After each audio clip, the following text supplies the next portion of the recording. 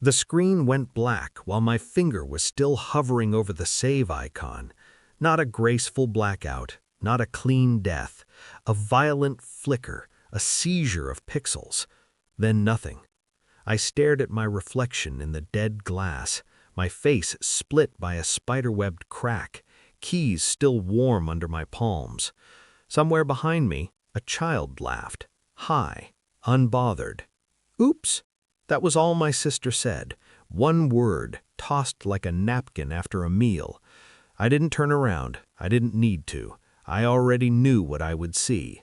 Her son standing on my chair, sticky hands gripping the lid of my laptop like it was a toy chest, juice dripping onto the keyboard, the hinge bent at an angle laptops don't forgive. Weeks of work lived inside that machine. Contracts, a manuscript that had paid my rent for 2 years, my exit plan. I inhaled slowly, counted to 4. She sighed before I even spoke. "You're being dramatic," she said. "It's just a laptop." That sentence slid under my skin and stayed there. I closed the lid gently, as if it were still alive.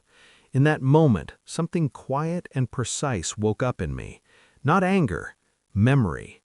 We were raised to believe she was the fragile one, the bride, the golden child, the woman whose emotions were always someone else's responsibility. I was the opposite, reliable, rational, replaceable.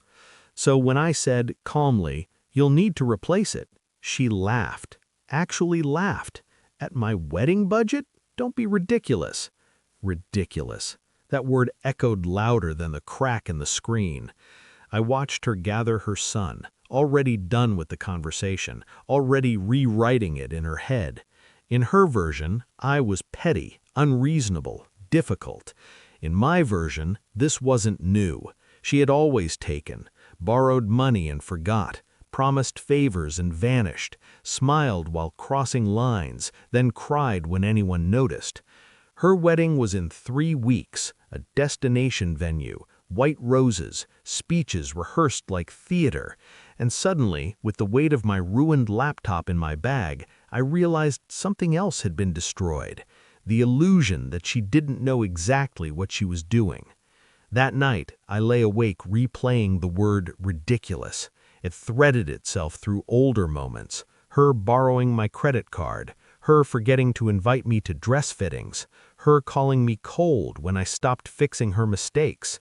Patterns reveal themselves when you stop making excuses for them. I stopped. I didn't argue. That surprised her. I didn't bring it up again. That confused her. Instead, I watched. I noticed how she talked about family support when vendors called, how she laughed about costs she wasn't covering, how she assumed I'd still help, ride logistics, speeches, last-minute fixes. I replaced my laptop myself, quietly, painfully. Then I did something else. I gathered receipts, not just for the laptop, for everything. Old transfers, messages where she promised repayment, screenshots where she dismissed it, voice notes she forgot I still had. I made a folder, named it Ridiculous. Externally, I smiled. I helped. I played my role. Internally, I sharpened something thin and patient. The closer the wedding came, the more frantic she became. Stress peeled her open. She snapped at people, cried in bathrooms, blamed everyone else. She called me 2 nights before the ceremony. "Can you cover the seating change? I'll pay you back." I stared at the wall. "I thought asking for money was ridiculous," I said. Silence. Then laughter. Forced. "You're still on that?" I was always still on that. I said yes, of course I did. The morning of the wedding, I arrived early, calm, centered. I handed her a small envelope while she was getting her makeup done.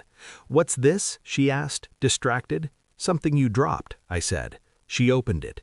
Inside were printed screenshots, dates, amounts, promises, a clear total at the bottom, including the laptop. Her smile froze. "What is this?" she whispered. "An invoice," I said, "for everything you said didn't matter." Her eyes flicked to the mirror, to the makeup artist, to the bridesmaids pretending not to listen. "This is not the time," she hissed. "I know," I said. "That's why it works." Her hands shook. She tried to laugh it off, tried to tell me I was being cruel, tried to cry. I watched her cycle through tactics like a locked combination. None of them opened me.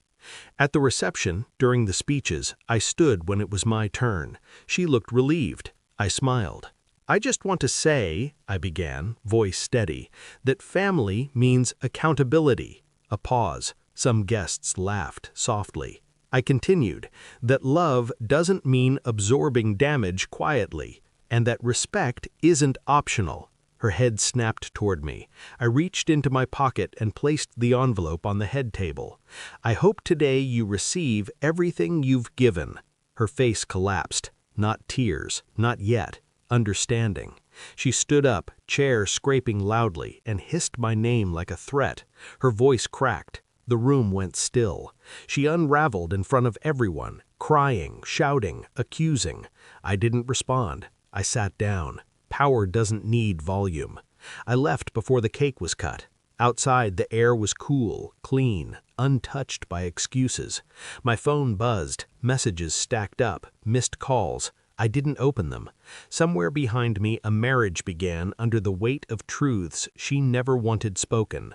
I walked away lighter, not because I won, but because I finally stopped carrying what was never mine.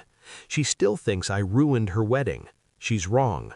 I just stopped being ridiculous.